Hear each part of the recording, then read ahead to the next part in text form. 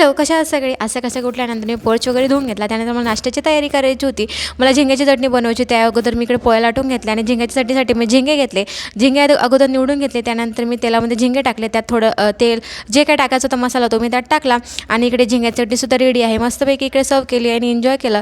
नाश्ता वगैरे झाला माझा. त्यानंतर काही बाकीची घरातली कामं होती बारीक ती मी केली इकडे, कारण घरात भरपूर असा पसारा झालेला होता कपड्यांचाच. तो तर नेहमीच होता, तरी म्हटलं चला आज आहे वेळ थोडा करून घेऊयात.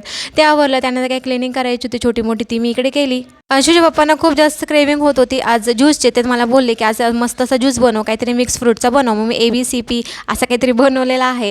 माझ्याकडे जे काही होतं माझ्याकडे अवेलेबल मी त्याचं सगळं फ्रूट्स घेतले, त्यांना अगोदर फिल करून घेतले वरून आणि त्यानंतर मस्तपैकी सगळे ग्राइंड करून घेतले आणि त्या केल्यानंतर माझा असं मस्त असं ज्यूस रेडी होता. खरंच खूप टेस्टी होता. तुम्हीसुद्धा एकदा ते ट्राय करून बघा. एवढा टेस्टी होता ना, खरंच खूप टेस्टी होता. आणि त्यानंतर मी सगळ्यांना दिला, कारण सगळ्यांना आवडला देखील. तर असा होता माझा आजचा दिवस. भेटू उद्याच्या व्लॉगमध्ये. तोपर्यंत बाय.